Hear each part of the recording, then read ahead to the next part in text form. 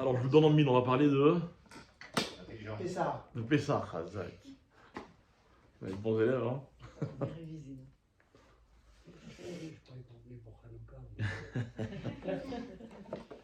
C'est juste après, la semaine d'après.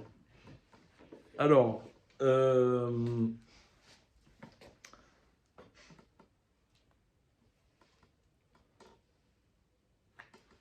on a déjà mentionné plusieurs fois que toute la sortie d'Égypte, donc toute la fête de Pessah, quoi, ce qu'on commémore, démarre par une mitzvah. Est-ce que vous vous rappelez de quelle mitzvah il s'agit? La première mitzvah qu'on nous donne et qui va déclencher tout le processus. Le premier passage, le premier. C'est du 4 Hametz. du Hametz. Hametz, non? Non. La mitzvah de Pessah. Dans la Gada ou Dans la, C'est pas ça La première mitzvah dans la Torah qui démarre tout le processus. Rosh Chodesh. Rosh Chodesh, il a fait mieux. Ok, j'ai mal posé la question, je suis désolé. La question était mal posée. Ouais, oui, bien sûr, évidemment. Ouais. Dans le process de J'ai Pessah. pas dit. J'ai bien compris. Alors,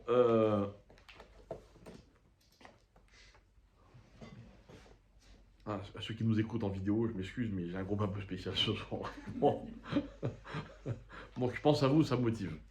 Alors, donc ça commence par Achodesh Azelachem, Akadosh Baruch Hu, il dit à Moshe, dit aux enfants d'Israël que je leur demande de sanctifier le nouveau mois.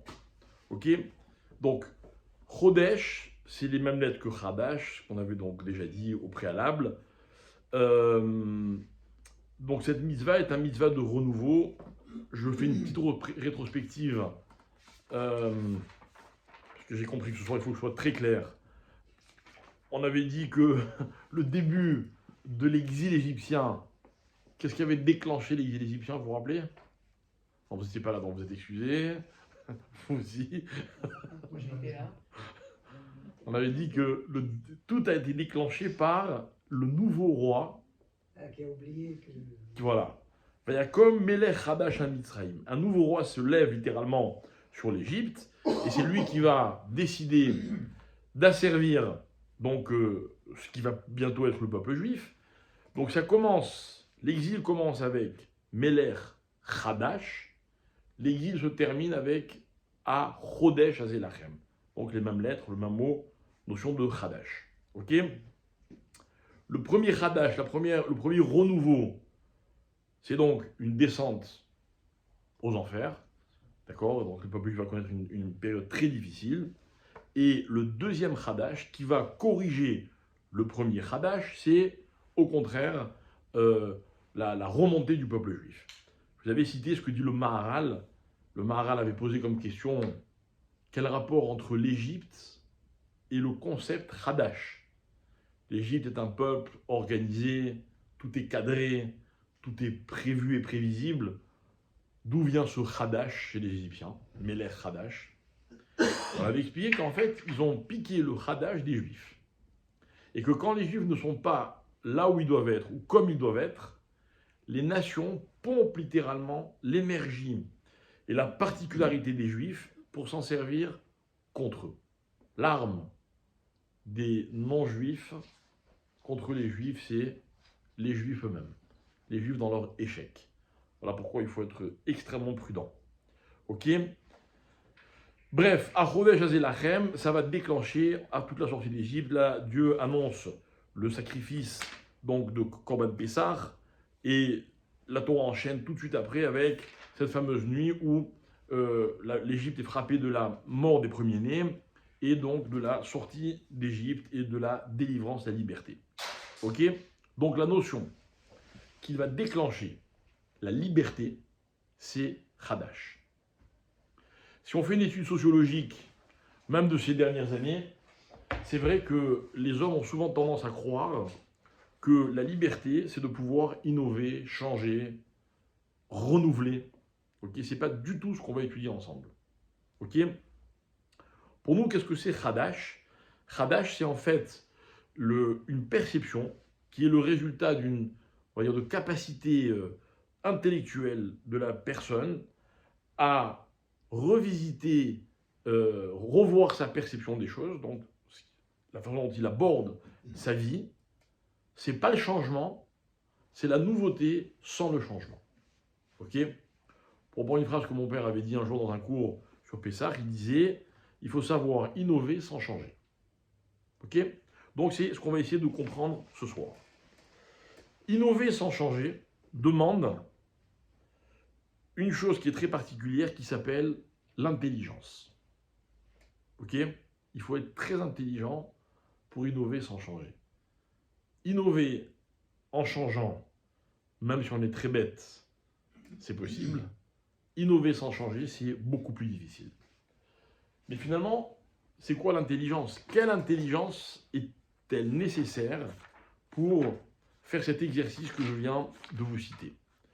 Donc rappelez-vous, dans la Torah, on nous parle de l'intelligence dans la paracha de Teruma, pardon, de Kitissa, Mechila. Là-bas, la Torah nous dit que Dieu a nommé un artisan pour créer, fabriquer le Mishkan. Cet artisan s'appelle Betzalel. Betzalel, la Torah dit de lui, Betzalel,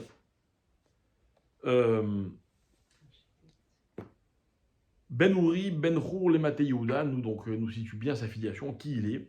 Et Dieu dit de Betzalel, va amaler auto, Ruach Elohim.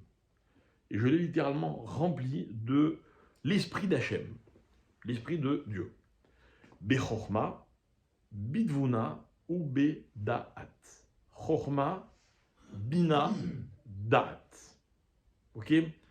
Chorma, Bina, Daat, c'est trois types d'intelligence qui sont bien précises. Chacune a une fonction particulière.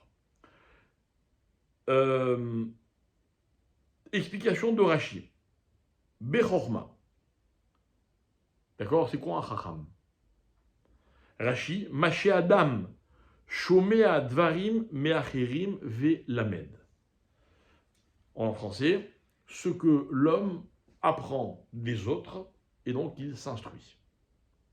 Dans la vie, tout ce que nous savons, nous l'avons reçu de quelqu'un. Vous savez lire?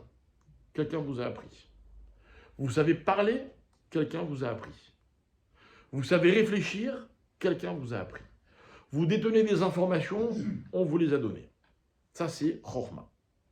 Chorma, donc, c'est l'intelligence passive. C'est quand même un certain niveau, puisqu'il faut être capable de comprendre. Parce que Rachid dit, on l'a appris Velamed, et donc on a intégré. Mais c'est le premier niveau. Bidvuna, c'est quoi Bidvuna? Mevin davar milibo, mitor dvarim shelamad. Alors j'adore parce qu'il faut bien, avec Rachid, il faut vraiment être... On va jouer avec les mots. Mevin davar, traduisez-moi. Mevin davar. Comprendre. Davar, c'est quoi? Quelque chose. Une chose, au singulier. Milibo, mitor dvarim shelamad. De plusieurs choses qu'il a apprises. D'accord? Par exemple, Ça veut dire l'interpréter, non? ça veut dire comprendre. Par exemple, vous m'apprenez 1, vous m'apprenez 2, et moi je dis tiens, ben 1 plus 2 égale 3. Personne ne m'a appris 3. Ok? J'ai compris 3 grâce à ce qu'on m'a enseigné. Je suis Mévin Davar, donc celle que je suis Mévin, celle que je comprends cette chose-là, je l'ai comprise grâce à mon cœur, à travers les choses que les autres m'ont appris. En fait, la vie, c'est une succession de connaissances, d'expériences, qui me permet à moi de réaliser ou de découvrir d'autres choses, avec mon cœur. Donc au début, on est complètement dans l'aspect intellectuel, et puis là, on passe dans l'aspect un peu sentimental, un peu... d'accord? C'est pas Pina et Da'at, ça? Ça c'est Chochma et Da'at. Et Bina, pardon. Qu'est-ce que c'est que Da'at? Troisième phase, troisième niveau. Rachid traduit très simplement Ruach HaKodesh. C'est quoi Ruach HaKodesh? Littéralement, c'est l'Esprit Saint, l'inspiration. C'est ça qui nous intéresse ce soir. C'est quoi l'inspiration? Ok? Donc, on a des capacités intellectuelles, on a un quotient intellectuel, on a une richesse intellectuelle, on apprend, on découvre, on vit, d'accord? Quand on a la chance d'avoir autour de soi des gens qui nous apprennent beaucoup de choses, ben, on enregistre beaucoup d'informations. Si on a la chance d'avoir beaucoup de facultés intellectuelles, on comprend beaucoup de choses, c'est bien. Puis après, il y a une troisième catégorie, un troisième type d'intelligence qui s'appelle Da'at, qui voudrait dire apparemment l'inspiration. Alors, on va se servir d'un verset du prophète Isaïe, dans le chapitre 5, verset 13, qui dit « Lachem gala imo amibli da'at ». On apprend de ce verset qui parle de l'exil de son peuple, qui n'avait pas de date, que d'après le prophète Isaïe, ce qui provoque l'exil du juif, c'est son manque de date.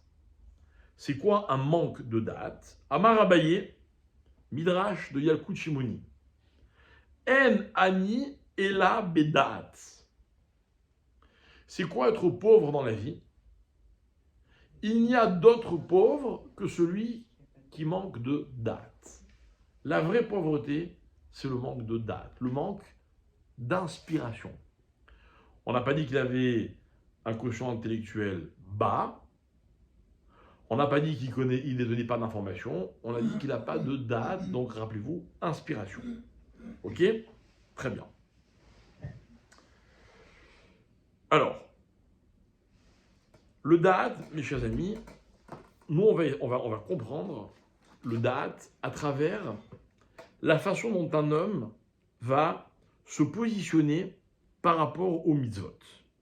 Ok? Prenons un exemple.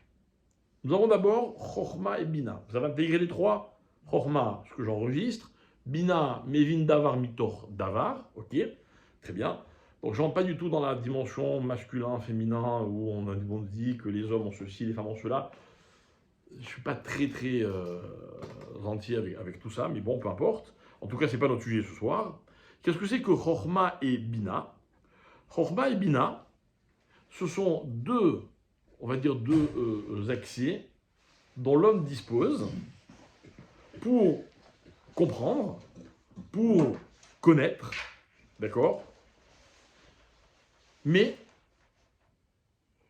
avec Chochma et Bina, nous n'avons pas l'assurance qu'il y aura une connexion entre ce que la personne sait ou comprend et ce qu'elle est ou ce qu'elle vit.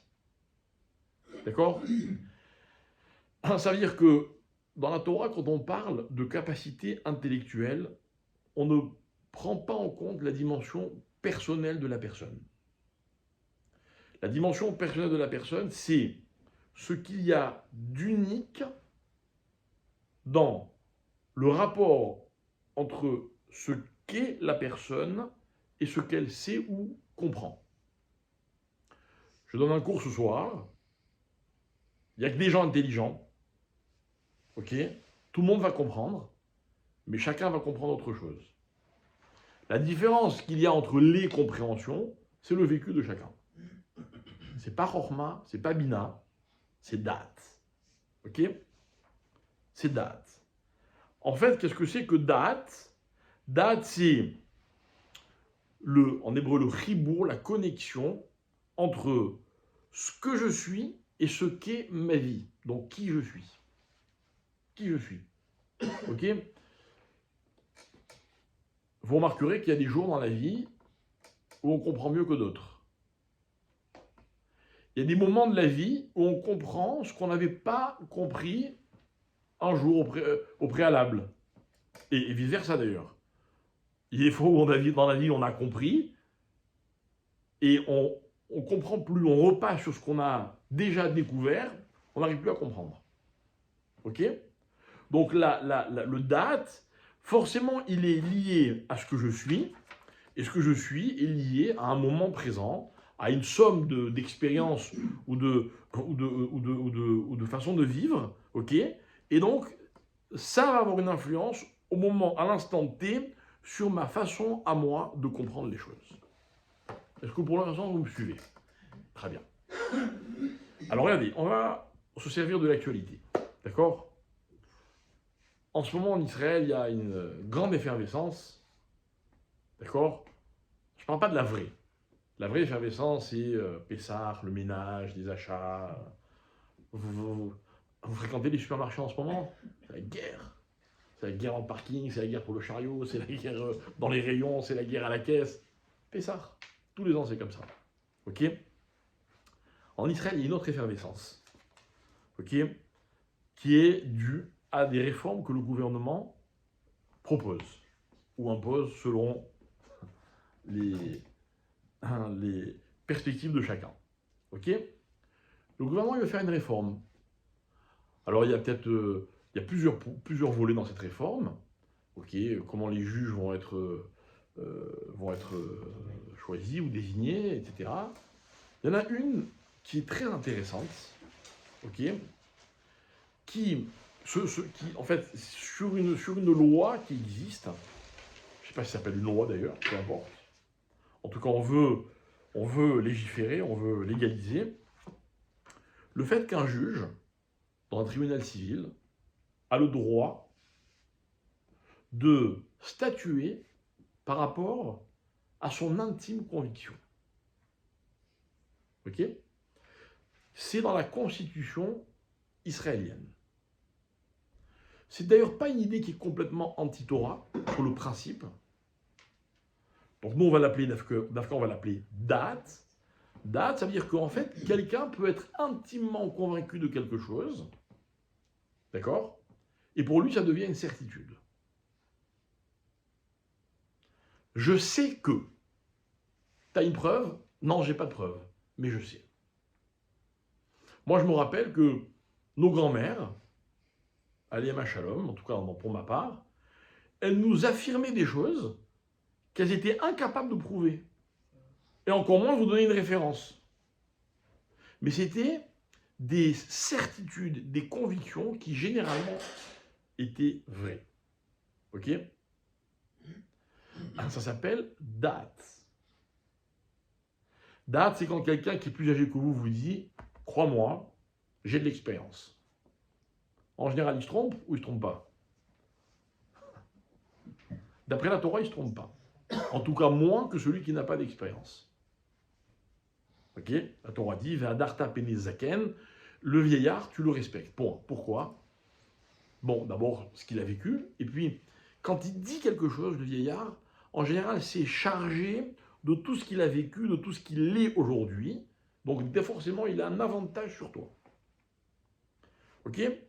C'est toutes les fois dans la vie, les uns et les autres, on se permet de dire « Crois-moi, je sais que.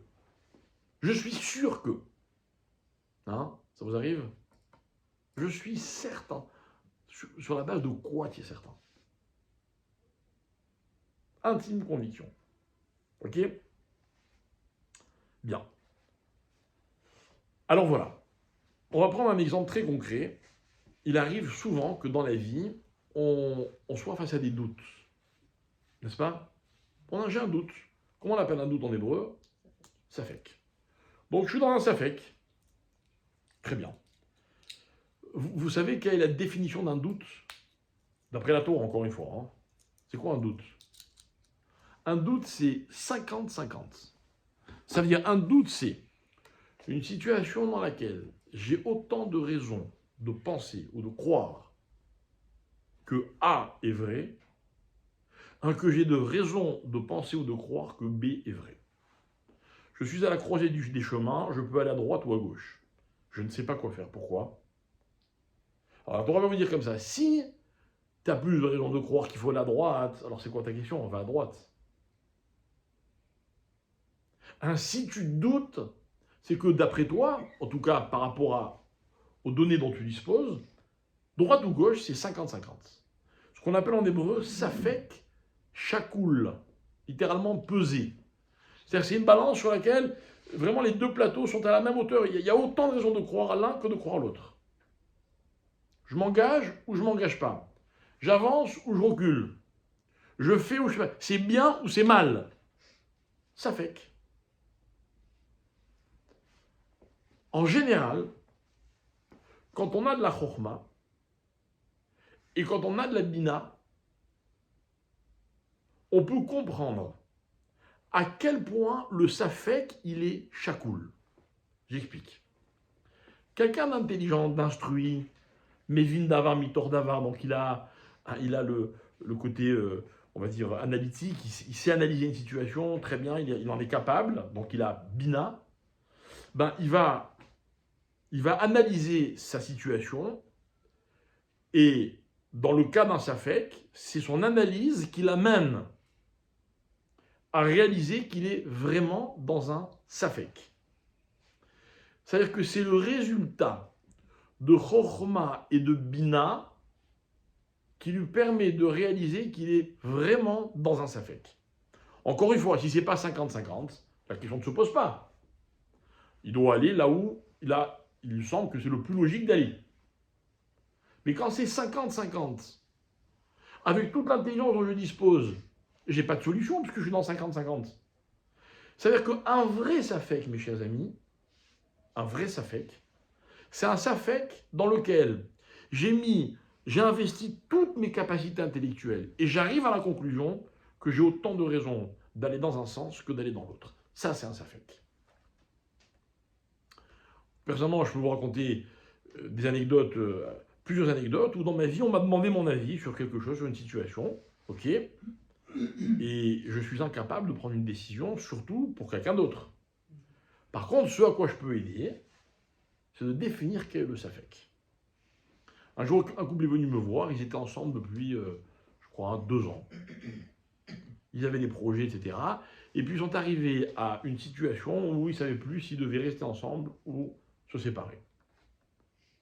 Qu'est-ce que vous en pensez, me disent-ils. Je peux décider pour eux, moi. On a passé 1 heure ensemble. Pendant une demi-heure à peu près, hein. Je ne sais pas si c'était chakoul, mais pendant une demi-heure, hein, je leur ai démontré par A plus B qu'ils n'avaient aucune raison de se séparer. Avec les sentiments qui les rapprochaient, avec tout ce qu'ils avaient vécu, avec la chance qu'ils avaient de s'être rencontrés, etc.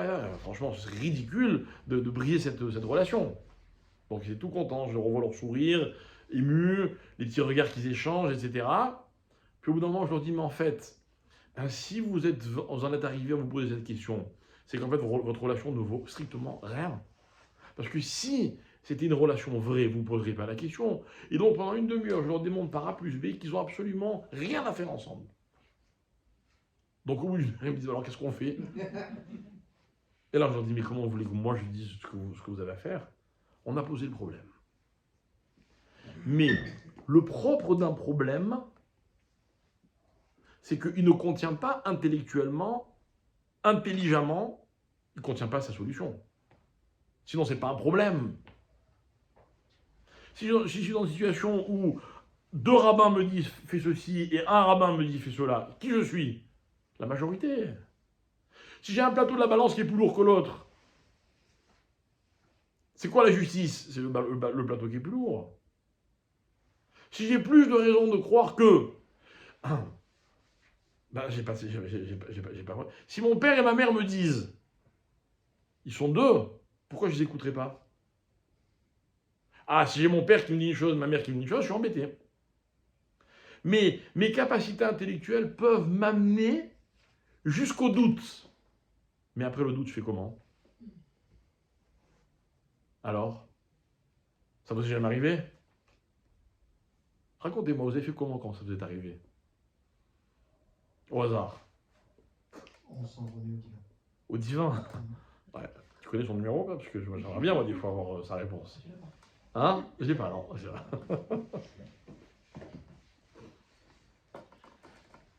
Mais si le divin, je crois qu'il veut souvent aussi que j'assume mes propres responsabilités et que je prenne ma décision.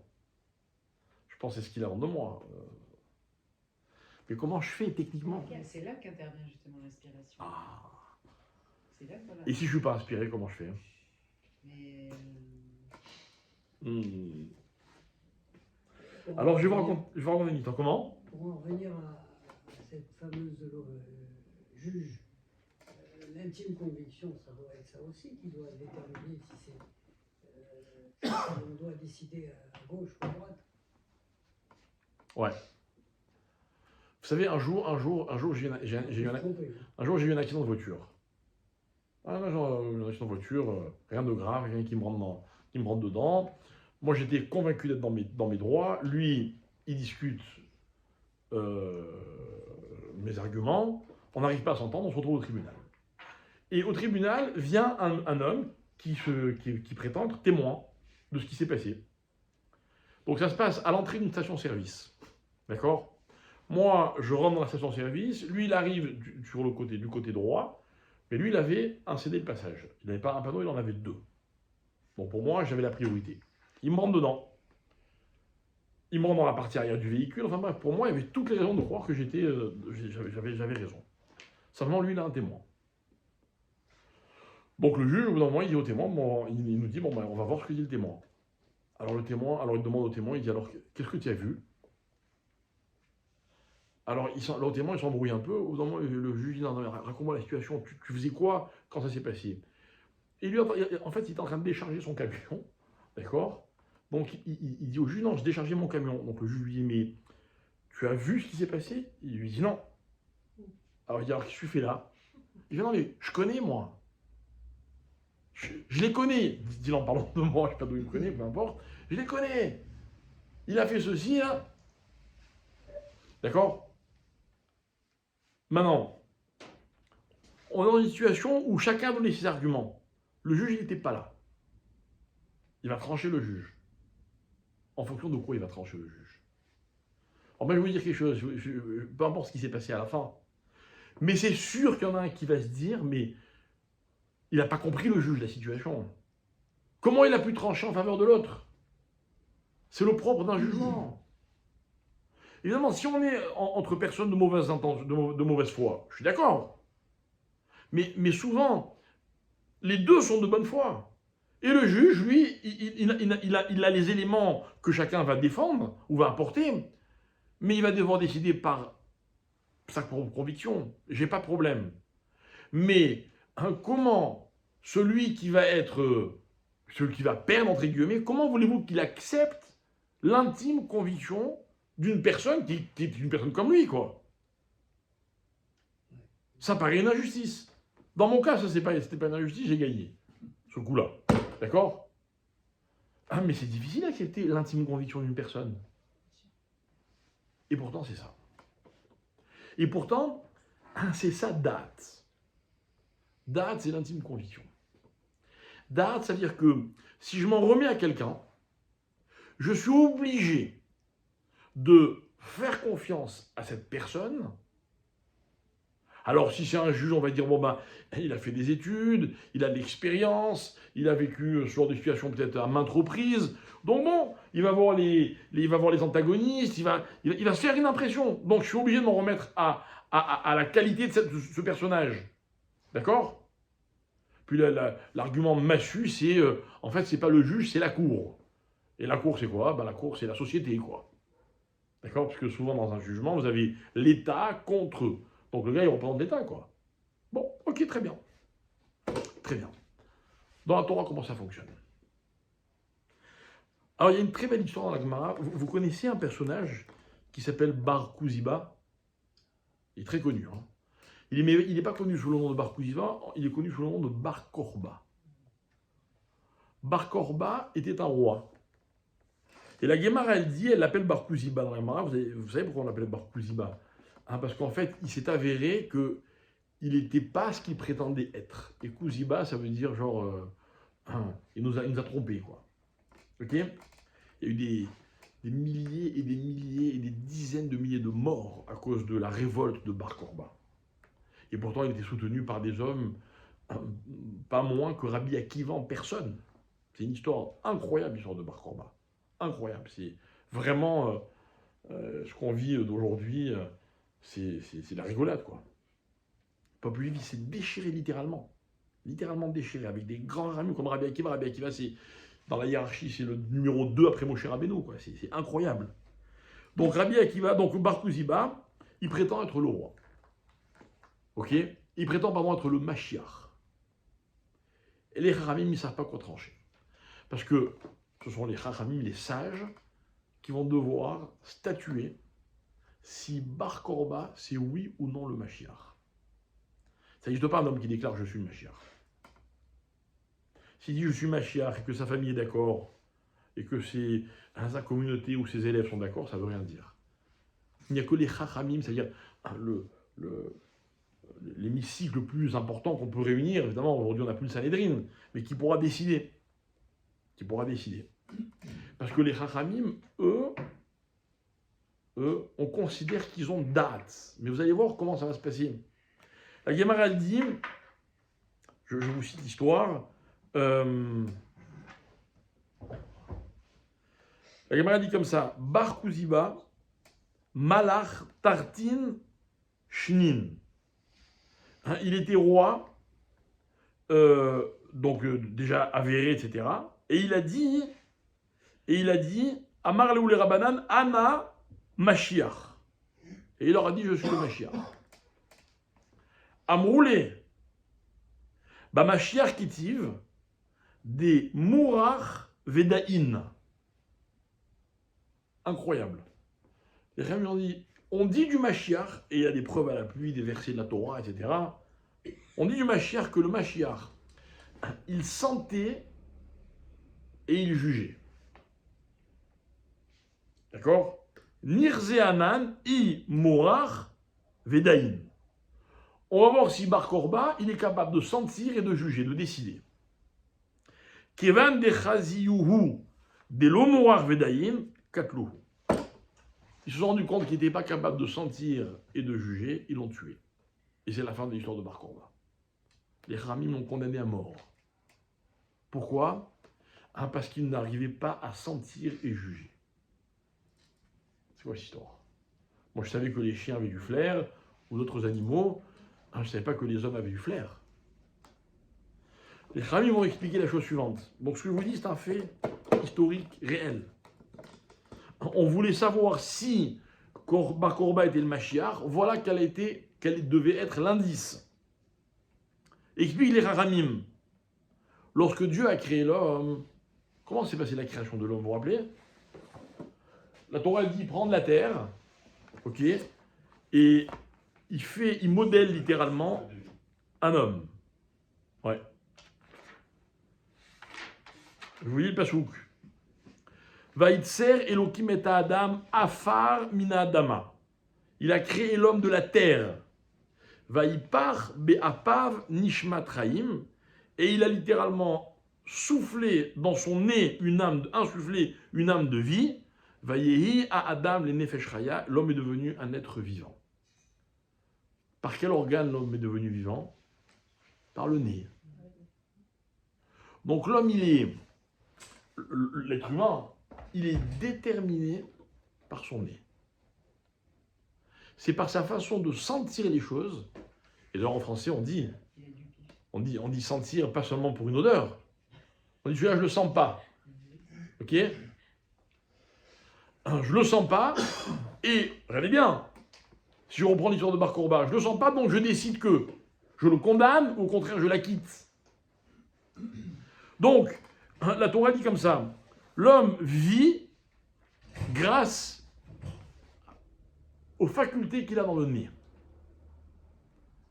C'est le nez qui nous permet de savoir si quelqu'un vit ou pas. Ok? J'ai une preuve. Dans la vie, il y a des bonnes et des mauvaises odeurs. Je vais vous donner un moyen pour savoir qu'est-ce qui sent bon et qu'est-ce qui sent pas bon. Enfin, non, d'où vient une bonne odeur et d'où vient une mauvaise odeur. Les Chachamim disent, ce qui vit sent bon, ce qui ne vit pas sent mauvais.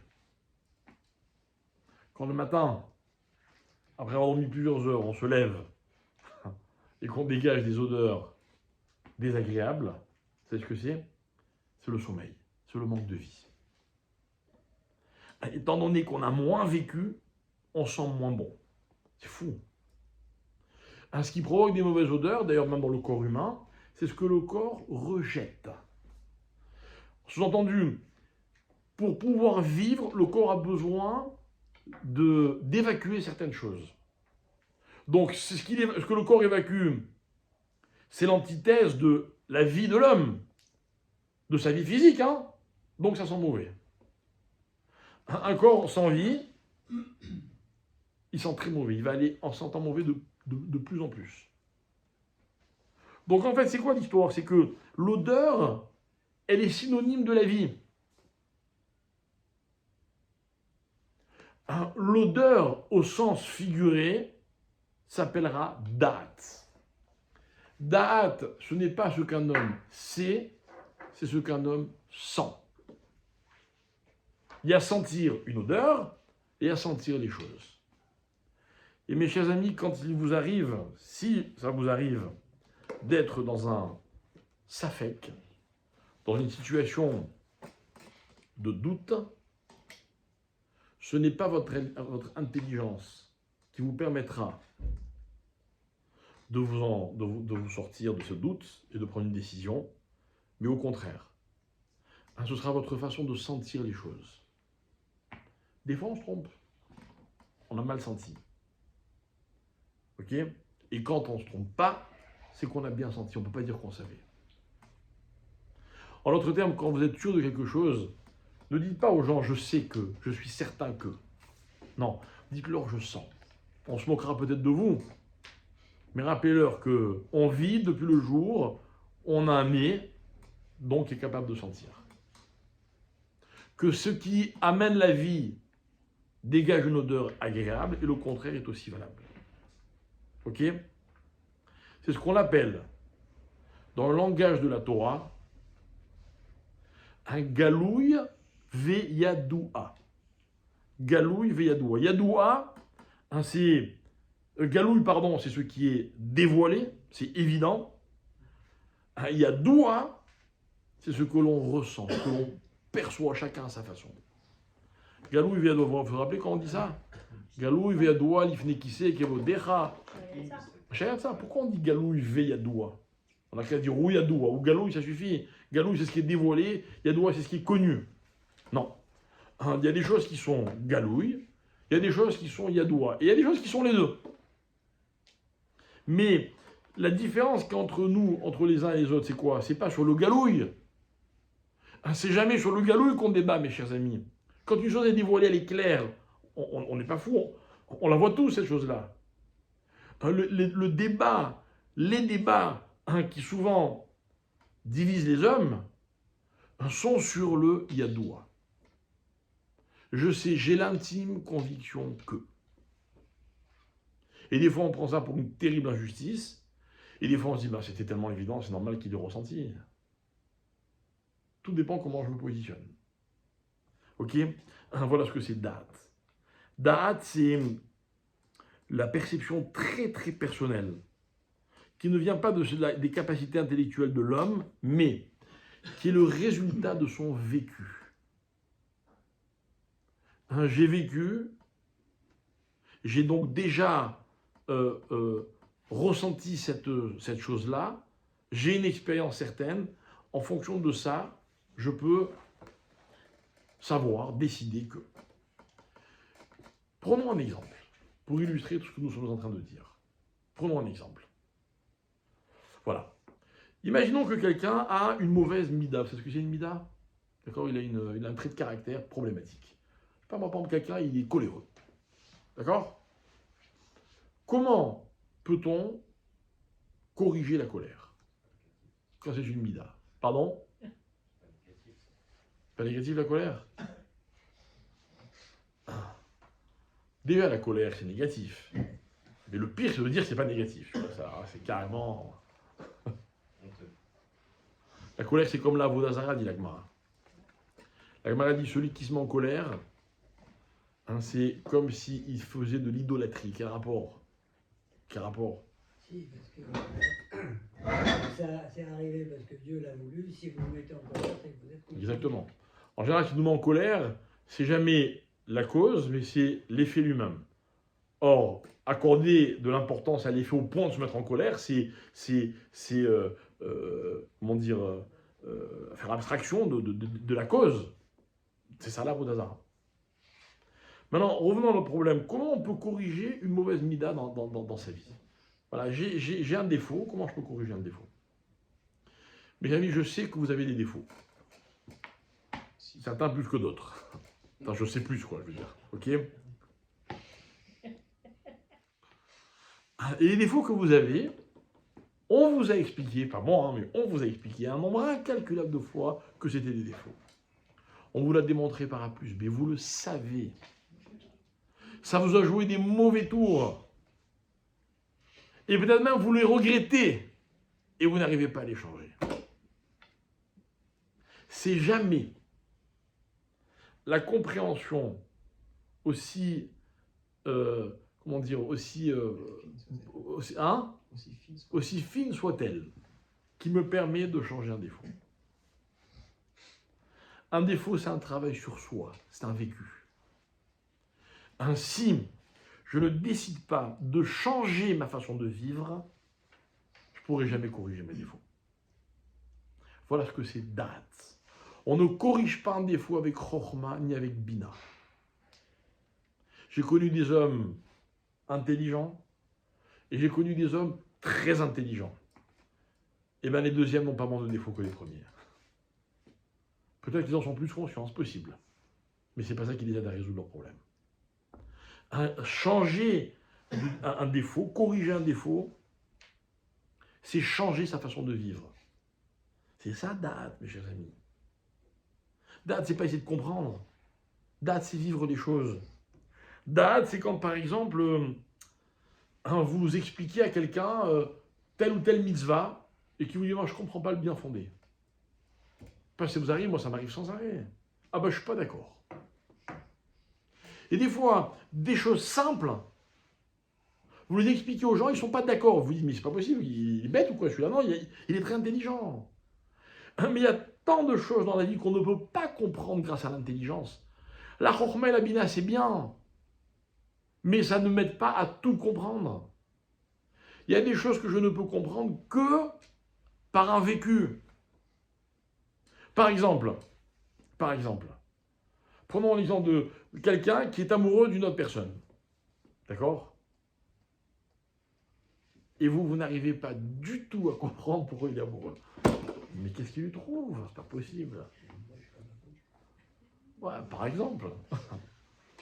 Enfin, il n'y a pas que des moches, il y a aussi des méchants. D'accord? Vous dites, mais c'est pas possible. Mais cherchez pas à comprendre.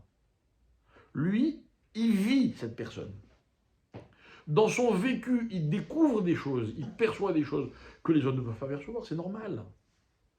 C'est normal. Vous avez remarqué les parents avec leurs enfants, c'est de ça que je parlais. Hein. D'accord? Il y a des enfants qui sont terribles. Et les parents, ils sont admiratifs devant leurs enfants. Hein, c'est pas un problème d'intelligence, c'est un problème de vécu, de vivre avec la personne ou la chose. On dit par exemple que les Égyptiens, on les compare à des ânes dans les textes. Bassar, Hamorim et Emma. Je crois que c'est le prophète Ézéchiel, si je ne me trompe pas, qui disait ça. Quel rapport? Pourtant, les Égyptiens étaient des gens très intelligents, c'était une civilisation très aboutie à l'époque. Cultivés, bref, comment on peut les traiter de Bassar, Hamorim? Mais en fait, c'est très simple, c'est Bassar, Hamorim par rapport à la Torah, pas par rapport à leur vie à eux. C'est qu'ils n'ont pas compris les Juifs. La preuve, Dieu leur envoie une plaie, ils ne comprennent pas, une deuxième, ils ne comprennent pas, une troisième, ils ne comprennent pas. Nous, quand on lit les textes, on se dit, mais enfin, ils sont bêtes ou quoi? Ils auraient compris tout de suite, ils auraient sauvé leur pays. Non, ils ne pouvaient pas comprendre. Parce qu'il y a des choses, notamment Dieu, ou la Torah, pour les comprendre, il faut les vivre. Il y a beaucoup de choses qu'on essaie de comprendre, qu'on croit comprendre, mais c'est pas ça comprendre. Ça, c'est comprendre Bechokhma ou Bebina, mais ça peut pas suffire. Regardez comme la Torah, selon un texte du Midrash, comment la Torah le dit de façon précise. Il est écrit dans tous les versets de la Torah, à de très nombreuses reprises, que le cœur de Pharaon, c'était... C'est quoi le mot? Alors, Chazek, non? alors, il y a marqué Mechazek, Mechazek et Tlev Paro, il y a marqué aussi Kaved. Mais Kaved, ça ne veut pas dire dur, ça veut dire quoi Kaved? Lourd. Lourd. Quel rapport? C'est ce que dit le Midrash. Le Midrash dit non, ça ne veut pas dire qu'il était lourd. Ah, c'est quoi Kaved en hébreu, à part lourd? Ça veut dire quoi Kaved? Non. Foi. Le Midrash il dit le cœur de Pharaon était devenu foi. Voilà. Alors le Midrash il explique dans Tanchuma, il dit le foie c'est quoi? Le foie c'est du sang. Vous savez que le foie c'est du sang. Le foie en fait c'est un énorme, comment on dit, ouais, mais enfin un énorme, en hébreu on dit un gouche de sang qui filtre, certes, qui a une fonction vitale, ok, mais c'est composé essentiellement de sang. Le cœur de Pharaon était devenu sang. Ça veut dire quoi, concrètement? Ça veut dire qu'en fait, il avait une compréhension, puisque dans la Torah, la compréhension passe par le cœur, justement, à travers tout ce que nous sommes en train d'expliquer, que finalement, les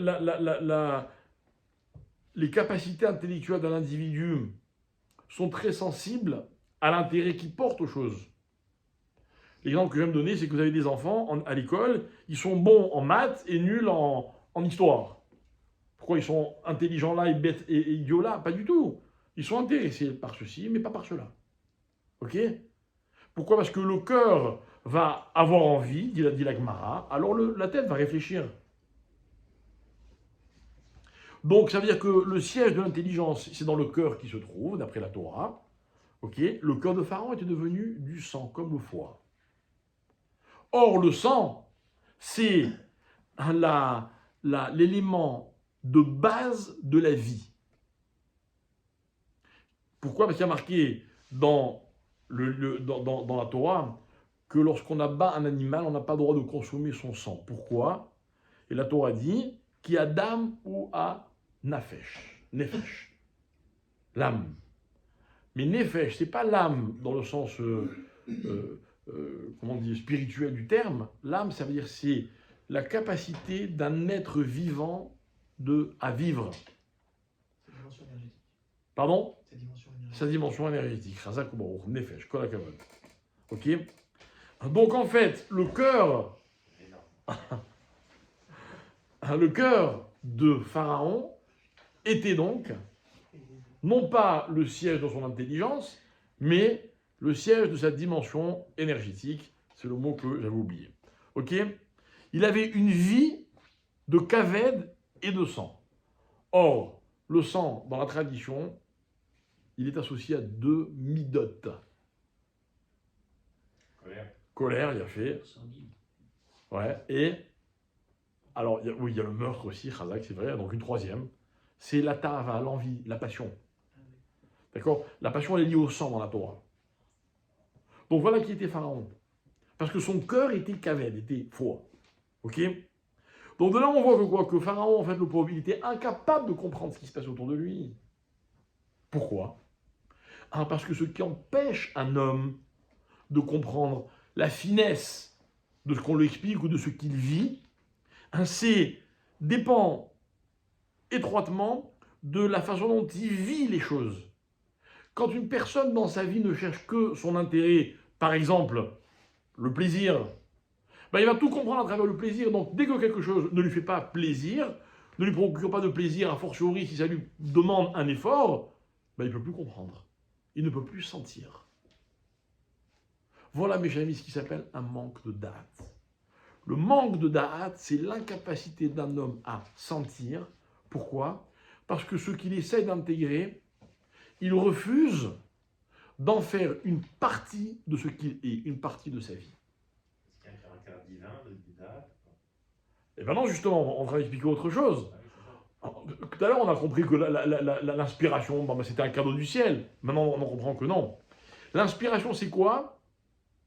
C'est une sorte de compréhension, mais qui n'a rien à voir avec la dimension intellectuelle. Donc c'est quoi? C'est le lien profond qu'un homme fait entre une situation et ce qu'il est. Ce qui veut dire que pour comprendre la situation, il va falloir d'abord qu'il la vive, qu'il crée ce lien. Si vous me parlez de quelque chose qui ne me concerne pas, je ne peux pas vous comprendre. Je n'ai pas envie que ça me concerne. Combien ça me rapporte? Rien. Ah ben je comprends pas. Voilà. Si on devait schématiser, on dirait ça. Vous dites à quelqu'un Shabbat? Shabbat, non, ça m'intéresse pas. Ben, tu peux pas comprendre. Essayez, faites l'expérience. Essayez d'expliquer Shabbat à quelqu'un qui n'est pas motivé par le Shabbat. C'est impossible. C'est impossible. Comment? C'est la différence entre l'intuition et l'inspiration. Ce dont tu me parles, c'est l'intuition au final. Ah, ouais, mais je crois que l'intuition, c'est un peu... Enfin, je sais pas si c'est ce que tu veux dire, mais c'est un peu une étape un peu préliminaire. L'intuition, elle amène à la compréhension. Moi, au contraire, je veux parler d'une compréhension qui est vraiment aboutie. Aboutie. Je vis la chose. Regardez, je vais vous donner un exemple. Comment? Vas-y.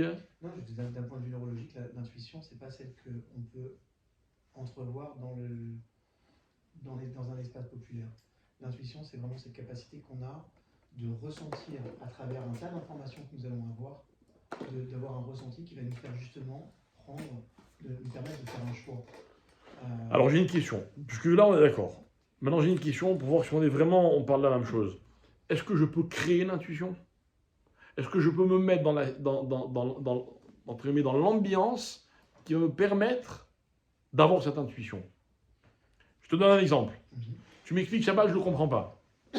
Alors c'est ce que je vais faire. Je vais faire Shabbat, comme ça je vais comprendre. Ou alors je vais accepter.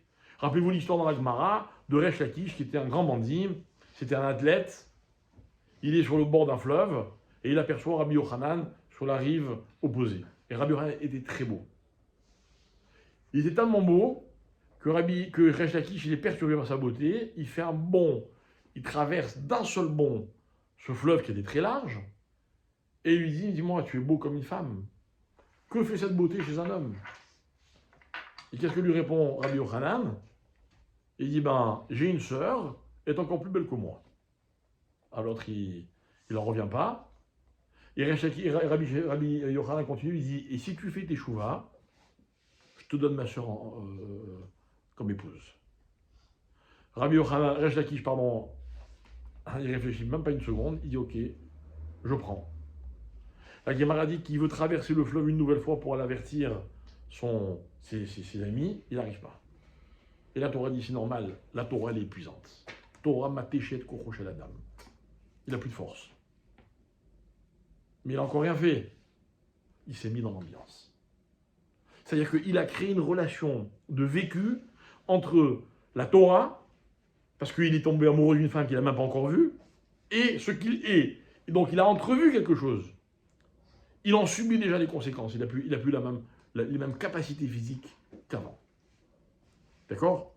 Donc c'est la même chose avec quelqu'un qui écouterait un cours qui dit « Oh là, mais ça a l'air beau, Shabbat, je vais essayer. » Là, il peut comprendre. Même avant de faire. Monsieur qui dit « Tu sais quoi, si ça me convainc, peut-être que je ferai Shabbat. » Bon, on m'a tendu ce piège plein de fois. Plein de fois, je vous ai raconté. Il y a un jour, une dame, on était dans un cours, on parle de quelque chose. Vous me connaissez, c'est pas trop mon habitude de parler de halakha, mais je sais pas, j'ai dû mentionner une halakha compliquée, je reconnais, surtout pour les femmes, etc. Elle me dit, monsieur le rabbin, si vous m'expliquez, demain, je le fais. Je dis, madame, je suis désolé, mais je vous expliquerai pas, ne le faites pas, c'est pas grave.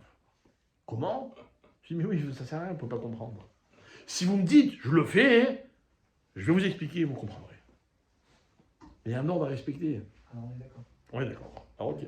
Parce qu'en fait, ce qu'on va te dire aussi d'un point de vue neurologique, c'est que le cerveau ne perçoit pas la différence entre une situation réelle et une situation inventée de toutes pièces dans laquelle on peut se projeter. Bien fait. Et du coup, Magnifique. on va développer exactement les mêmes zones neuronales qui vont nous permettre de comprendre en fait. Donc c'est exactement Magnifique. ça. Et juste pour un petit truc pour toi, tu parlais de l'odorat. Ouais. C'est le seul sens qui n'a pas de filtre dans le cerveau. C'est le seul sens qui est relié directement à l'hypothalamus, alors que tous les autres sens, tu passes par des filtres, différents filtres, et Magnifique. c'est la différence. Donc c'est la définition de la vie. D'ailleurs, scientifiquement, c'est quoi la vie? C'est, comment on dit, c'est le cerveau ou le cœur? Ce qu'on appelle la mort clinique. C'est ça, bon. Hein? C'est ça, bon. C'est-à-dire qu'en fait, un cœur qui s'arrête, on peut le faire battre, mais on ne peut pas faire battre un cerveau. La mort clinique, elle est déclarée quand le cerveau s'arrête. Voilà. Donc ça rejoint tout à fait ce qu'on dit. D'ailleurs, dans les opérations à cœur ouvert, on surveille la vie du patient. À travers son au cerveau encéphalogramme. Et non plus au cœur. parce Ah ouais, que t'as- ah ouais.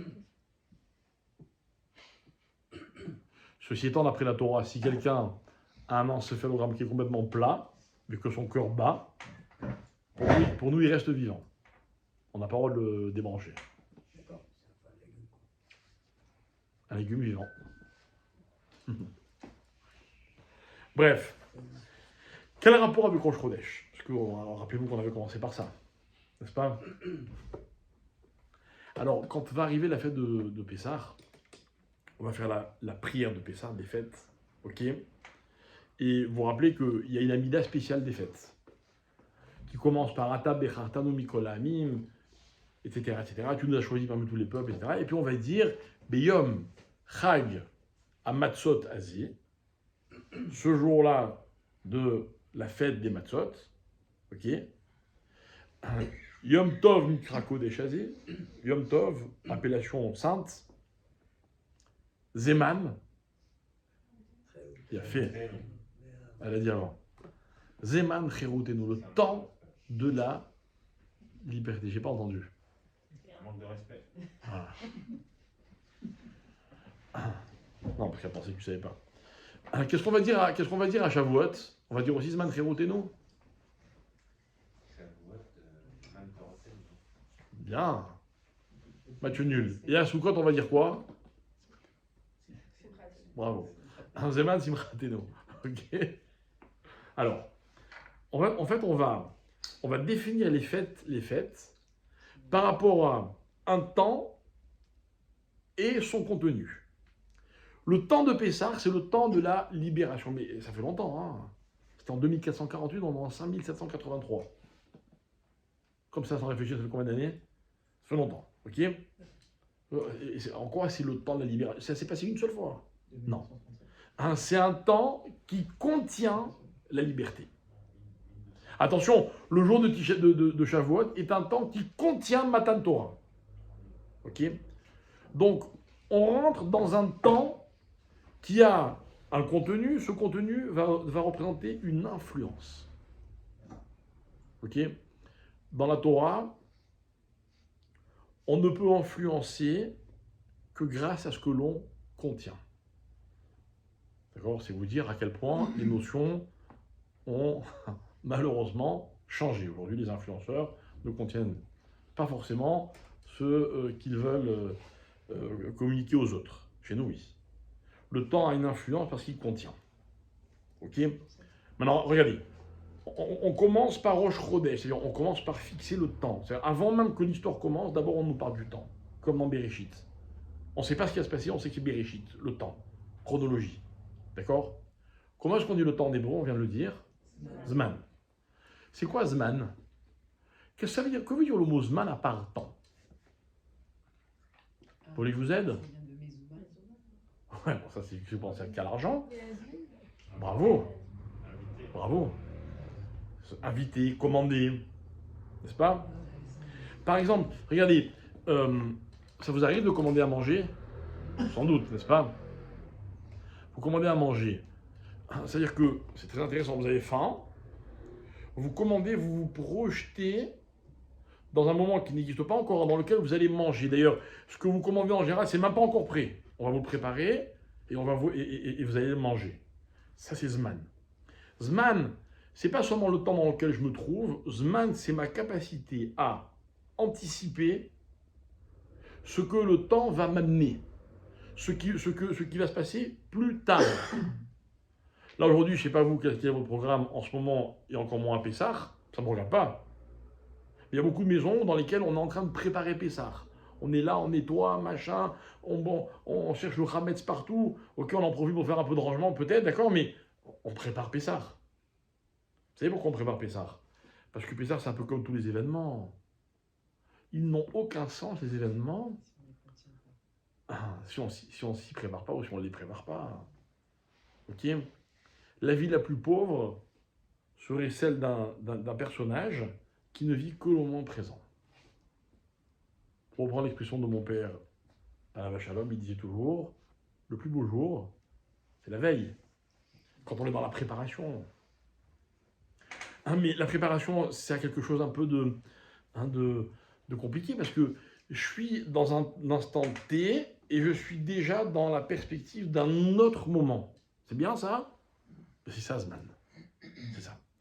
Le monde, avant d'exister, on nous a parlé de Bereshit. Quand vous dites Bereshit au commencement, qu'est-ce que ça implique forcément? Qu'il y aura une suite. Une suite en tout cas. C'est-à-dire que le monde existe parce que le temps dans lequel je me trouve va m'amener vers un autre temps. Incroyable. Incroyable. Ça, c'est Zman. Pour que les Juifs sortent d'Égypte, il fallait qu'on leur dise attention, hein, il va y avoir un nouveau Chodesh et on repart dans un système temps, donc prévision, anticipation, projection. Et là, vous serez des hommes libres. Hein. Sinon, un homme libre, c'est quoi? Un homme libre, c'est quelqu'un qui est persuadé que ça va s'arranger, que encore un peu et il va se retrouver là où il a envie d'être, que même si la situation maintenant, elle n'est pas comme il veut, mais c'est sûr qu'il va y avoir une solution. C'est ça la liberté. Ça, la liberté. La liberté, elle appartient à celui qui vit un moment magnifique, en sachant que derrière, il y en aura un qui sera encore plus beau. C'est pas? Moi, je teste souvent les mariés sous la roupa, en leur demandant est-ce qu'ils pensent être arrivés au plus beau moment de leur vie? Eh bien non. Il est magnifique ce moment, hein. C'est pas moi qui vais dire le contraire. Hein. Mais demain... Ah oui. Si on n'est pas constamment dans une perspective, dans un zimoun, les azmines, bah, la vie, elle n'a pas de sens, quoi. On est prisonnier. Je ne veux pas être prisonnier, moi. Je vous dirais mieux que ça. J'ai envie d'être prisonnier ni des bons moments de ma vie, ni des mauvais moments de ma vie. Je n'ai pas envie d'être prisonnier. Il faut toujours que je sois capable d'avoir une perspective. Mais expliquez-moi quelle perspective peut avoir un homme intelligent qui sait très bien qu'il n'y a que le présent qui est une réalité. La perspective n'est pas le fruit de l'intelligence, elle n'appartient pas aux intelligents. La perspective appartient à ceux qui ont date. Ils sentent. Ils ne savent pas, mais ils sentent. Le matin, le soir, pardon, quand vous vous couchez, vous faites des projets pour le lendemain. Il y en a même qui préparent leurs chaussures, leurs vêtements, leur café pour que ça aille un peu plus vite. Ils ont juste appuyé sur la machine. D'accord? Et moi, je viens, je leur demande, t'es sûr que tu vas en avoir besoin? Peut-être que tu vas pas en avoir besoin. Personne ne peut savoir. Ça, c'est Non, date. dans le doute. Non. Date. C'est que date, c'est je sais qu'il y a un doute, mais j'ai décidé que. Voilà comment je vis ma vie. Moi, le moment du coucher, il est un moment dans lequel je me projette déjà dans le réveil. C'est pas beau, ça? Moi, je connais des gens qui rentrent du réveil, ils se projettent déjà dans le moment où ils vont se coucher. Bon, ça, c'est... D'accord. Mais c'est ça, la vie.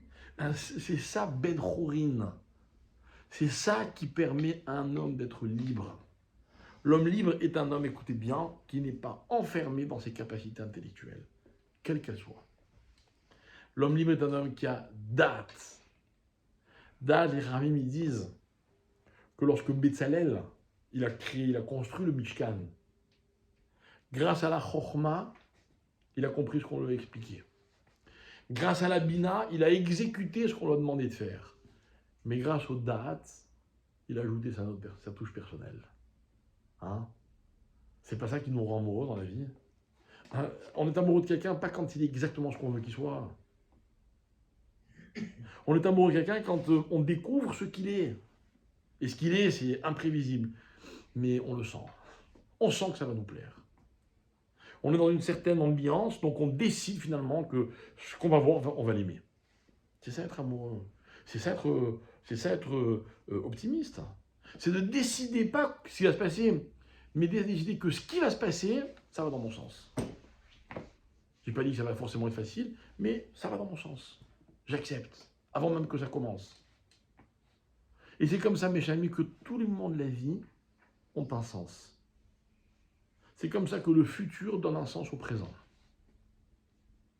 C'est ça, à Chodesh Azeh Lachem. Peu importe ce que vous vivez maintenant, à partir de maintenant, vous décidez que c'est Khadash. Mais qu'est-ce qui est Khadash? Rien n'a changé. Non, mais tu te projettes vers quelque chose. Ça, c'est Khadash. Et c'est tellement Khadash que personne d'autre que toi ne peut envisager la façon dont tu anticipes les événements. Personne d'autre. C'est ta liberté. Eh bien, Pessah, mes chers amis, c'est ça. Alors, je reviens sur ce que j'ai dit tout à l'heure. Je ne sais pas comment vous allez vivre Pessah. Ok? Mais je vous en supplie, ne ratez pas Pessah. Pessah, c'est une ambiance. C'est une ambiance. Vous savez, moi, je lutte. Hein.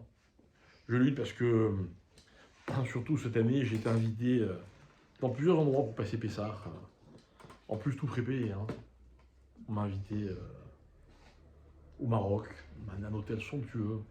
On m'a invité aux Seychelles. Vous connaissez les Seychelles? Moi non plus. On m'a dit que c'était magnifique. On m'a invité à Abu Dhabi, un hôtel, paraît-il, magnifique. Et j'ai dit, je peux pas. Alors les gens vont dire, ah, parce que vous avez une communauté. Je dis, oui, j'ai une communauté, mais c'est pas ça mon problème. On m'a dit que je peux pas me permettre de rater Pessah. Ah, parce que Pessah, mes chers amis, c'est une ambiance. Et il n'y a que quand on se plonge dans une ambiance qu'on peut la comprendre. Qu'on peut comprendre ce qu'elle nous apporte. On dit que le soir de Pessah, c'est un moment particulier dans l'éducation de nos enfants. Vous voulez que je prenne le risque? Je peux pas. Je peux pas. J'ai besoin de faire sentir à mes enfants, que mes enfants sentent, pour que peut-être, grâce à ça, toute l'année, ils comprennent ce que je vais essayer de leur expliquer, enfin ce qu'on m'a expliqué moi aussi un jour. Hein, c'est ça, vivre un moment, vivre une expérience. Hein, c'est s'inspirer de l'expérience pour avoir une vision personnelle des choses. Pourquoi j'aime dire qu'un cours de Torah c'est une expérience? Je vous le disais tout à l'heure, parce que je suis certain que chacun repart avec autre chose, qui n'a absolument rien à voir avec ce que moi j'étais venu vous dire. C'est ça une expérience. On la vit chacun à sa manière. Intellectuellement, vous avez entendu les mêmes mots, compris les mêmes choses, la Gemara, le ceci, le cela, ok, c'est parfait. Mais c'est plus que ça un cours, quoi. Et d'ailleurs, je peux transformer chaque moment de ma vie en un cours de quelque chose.